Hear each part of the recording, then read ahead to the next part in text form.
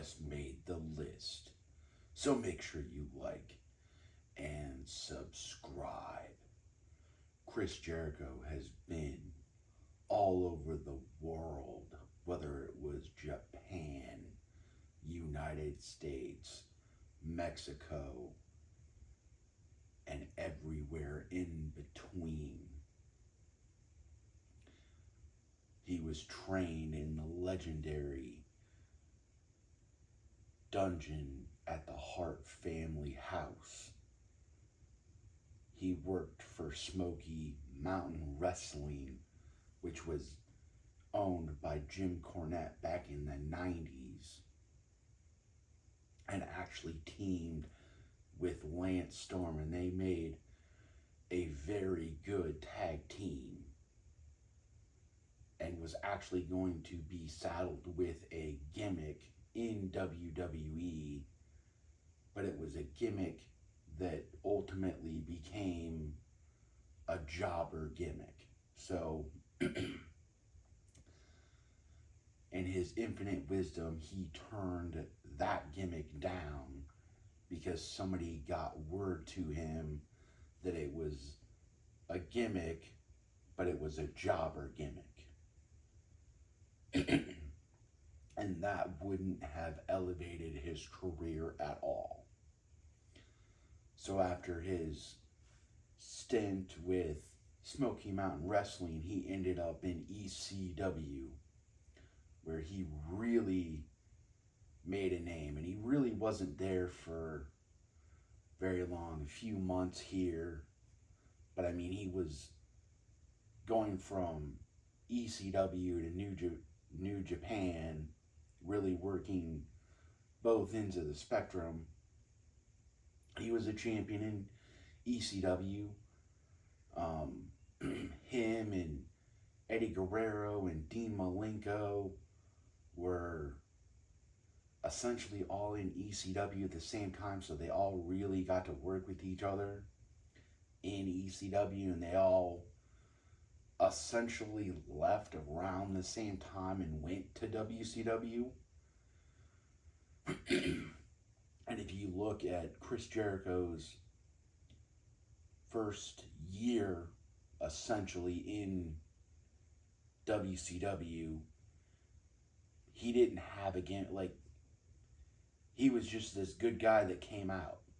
There was no substance to the Chris Jericho character for a year. He was just a guy that came out, could have a good match, slap the fans' hands and went about his business. It wasn't until they finally turned him heel and he could crank up his personality to 11 that he really got over.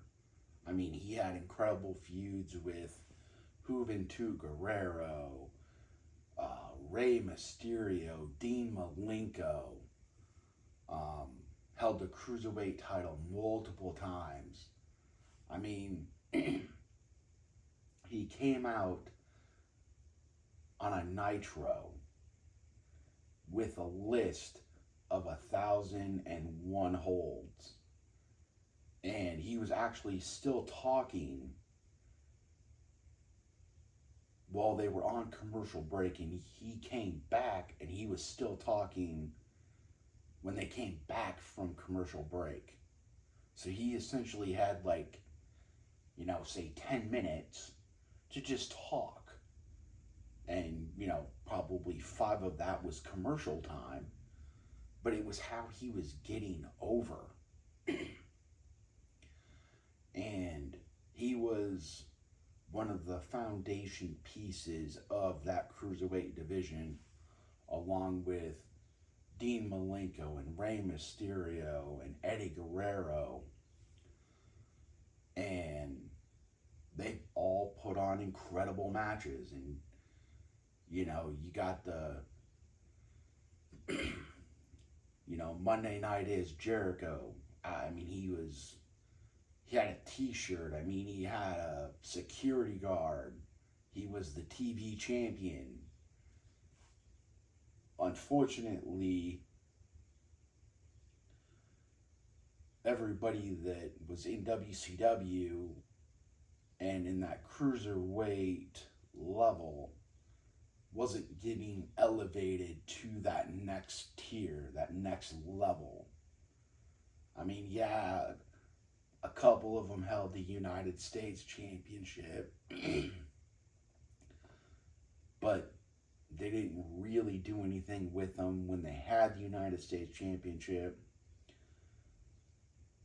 The most you could hope for was the television championship, and Chris Jericho was really the only one that held that out of the group of cruiserweights.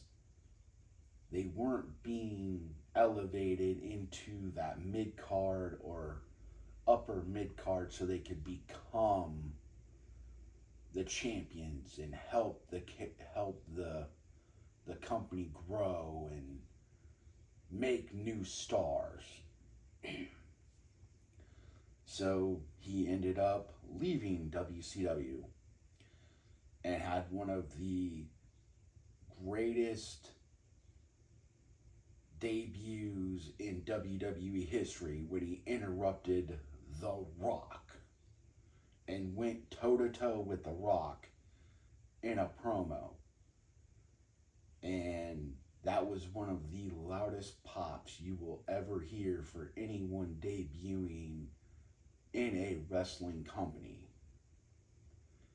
And of course, for the first few months, things weren't really going that well for him. I mean, he was struggling to kind of learn the WWE style. He wasn't having good matches and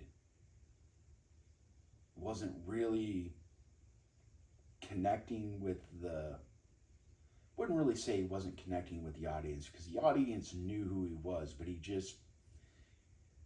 was missing something.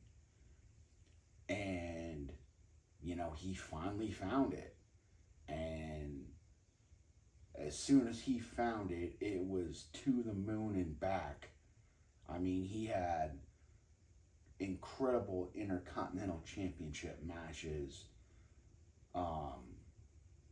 Was the first ever undisputed champion where he beat The Rock and Stone Cold in the same night. I mean, think about that. In the same night, Chris Jericho beat The Rock and Stone Cold Steve Austin to become the first ever undisputed champion, and would go on to main event WrestleMania and defend those titles, ultimately losing. But no one can ever take away that he was the first undisputed champion. And then would have a legendary feud with Shawn Michaels leading into WrestleMania 19. And him and Shawn had such chemistry, and later on in his WWE career, they would have another amazing feud, because neither one of them essentially had anything to do. And they're like, well, why not just keep working together? And they really, like, that second feud they had, that was like an 8, 9, 10 month feud, because they didn't have anybody to work with. So they're like, why not just make this special? And that's what they did. Of course, he's a multi-time tag team champion. Helped create the Money in the Bank concept, which he never won, which is ironic, which started at WrestleMania 21. But he was great at reinventing himself too, because he came in with the long hair, the Ayatollah of rock and roll, and then got burned out, wanted to go away, do his own thing, And then when he came back, he had the short hair, and he told everybody on commentary, this is who I am now. I don't want you to refer to, who I was. I want the audience to kind of forget that personality, and let's build this new foundation, this new Chris Jericho. And that's what they did. And again, he was great at reinventing himself. I mean, he came up with the list, and everybody still talks about the list. He had incredible chemistry with Kevin Owens, and they had, one of the better WrestleMania matches of recent history because they had such chemistry. And, he was one of those guys that later in his careers, he didn't need a title. Like, he had his runs as Intercontinental Champion, WWE Champion, he held Tag Team Champions, but he was still valuable at the top of the card, and he was still in major feuds. And, again, he got burned out and he left. And then he was essentially the face of AEW. He was their first ever world champion. He carried that company on his back for the first 3 to 6 months, establishing the company, establishing the credibility of the AEW title before finally relinquishing it. But that shows the confidence the company, a brand new company, had in Chris Jericho to put the company on his shoulders. And you're going to sink or you're going to swim with Chris Jericho as your champion. And, the inner circle was a great concept.